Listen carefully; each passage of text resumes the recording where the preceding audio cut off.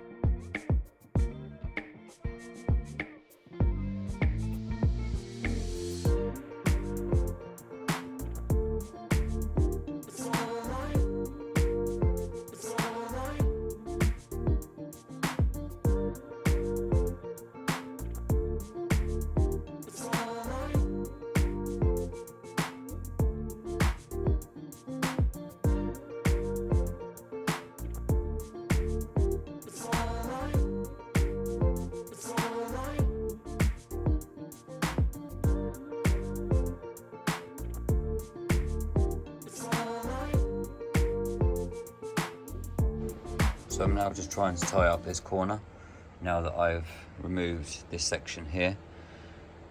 So I still have all of this detail done in here. This is just drying, and now what I'm doing is just to remove this top board. So I've measured up a piece that's just drying over the other side to continue the back seam.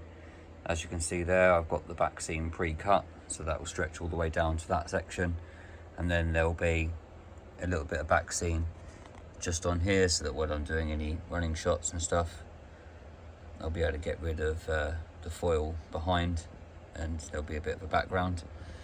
And then what I'm going to do then is start working on getting this piece of track in and finishing off this corner, and then I'll be on to doing some ballasting up and around this section. So I'm going to get sort of the majority of the ballast done up to about here, so you only see it in the distance, and then I'll restart it a little bit. So I'll leave a little patch in the middle just to save a little bit of ballast, because you're not going to see it, because it's not going to be lit under that bit.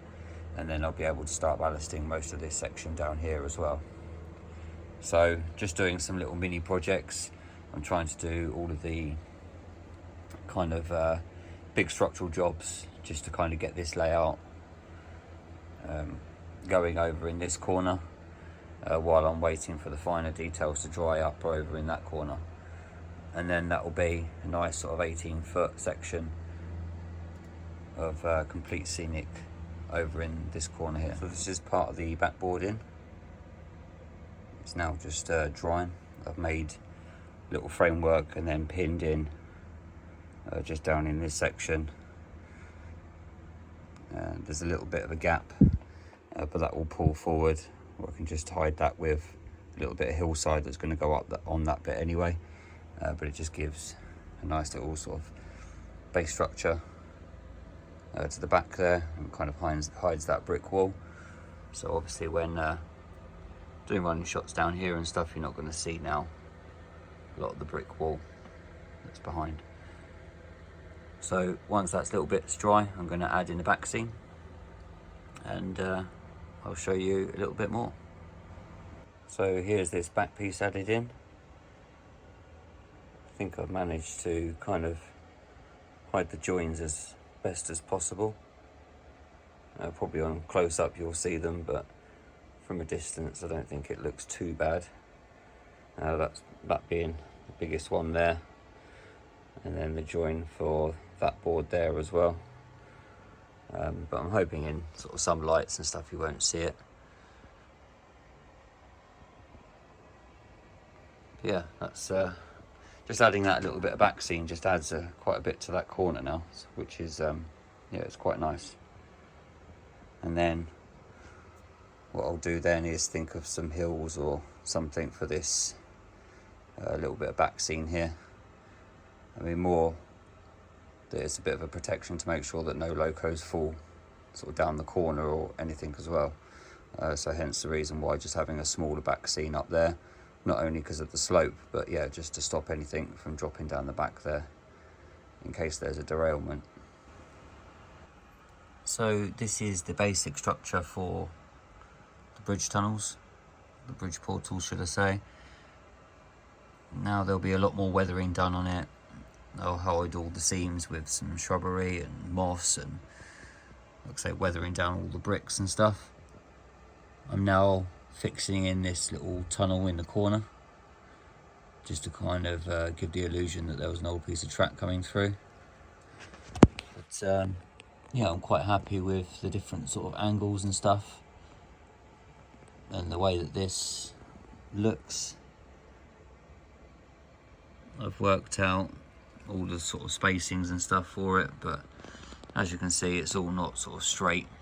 There's some nice angles to it and stuff, which gives a little bit of variety to it and something else to add onto this layout. And looking from the back of the layout, it does actually look quite good. So I'll just pop over and just show you what it looks like down the length of the track. So here we go at the kind of end of the layout now, and I think sort of running shots and stuff down here now looks like there's a lot more. I've started to put in the back scene along the top of this bit here, so that will continue to run along this section here, and then I will just need to block in that little piece at the top of the tunnel there.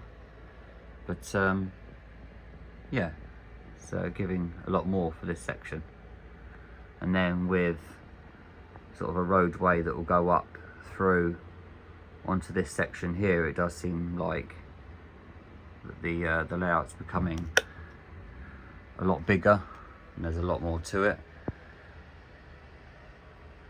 And then with that board that's added in as well, it will be all sort of tied in and looking more full rather than just scenery ending. So I'm just going to put the board back in place and just put the top on and just kind of show you what this top section will look like. So this is how this piece will transition. There'll be a bit of a farm scene up in here with maybe just a couple of farm buildings and some hillsides in the background to kind of blend those in, just some very small low-level hills. And then you'll have the twin track come around the end, This will all be sort of grassed over with a load of trees and stuff that will be all grown up towards the edge of the tunnels, and then the roads will come down through this way, link up down through here, and then join up at this point here, and then there will be a road that will go down through into this section and bank round, and then using some of this scenic space here is to create a road that will go round and then come back once I eventually put another board on this section here. And then I have a little roadway that will come off of this roadway that will go through there, which will then service the signal box. So as you can see, there's a bit of a tunnel that will go through there, and then in this space there'll be a little car park, all sort of security fenced off for the signal box. And then I have a little bit of space to put something in there, and then I have this space here where I can put some kind of building. I was thinking maybe doing a little brewery or factory or something just in this corner, and then there'll be another set of tunnels that will kind of hide all of this space in through here. I think it's made a bit of a massive difference just having some bridges in there. Next job will be to plaster a piece on there, and then I can start forming some gentle hills and stuff over on that top section, and then adding in the back scene, as you see, has definitely sort of continued this scene a little bit further and gives me a little bit more options when I'm doing some filming and stuff. So I'm gonna leave the update here. This is just a sort of short progress report on how I'm doing, and I'm now back to work for 8 days, so there'll be no more progress for a little while, for probably just over a week. But now I've got a couple of projects on the go with this section here. I can do some plaster bandaging and gluing and stuff down in this corner, which will then start to build that up. And then what I'll be doing is, once the back end is drying, I can then focus on finishing off doing some more roads in the buildings and stuff. So this was my whole thought, that I wanted to get all of this scene tied up, and obviously because of the drying times, if I could work 2 areas, I'm not then having to wait a few days in between, and I'm able to get a lot more done. So thank you very much for joining me in this update. I hope you've enjoyed seeing a short bit of progress on what I've been up to, and hopefully for the next update things will be all changed again, and you'll start to see a little bit more colour added back into the layout. I'd just like to say a massive thank you to all those people that subscribed to me recently, and also to the people that follow me on Patreon. So take care, and I will speak to you all soon. Bye for now.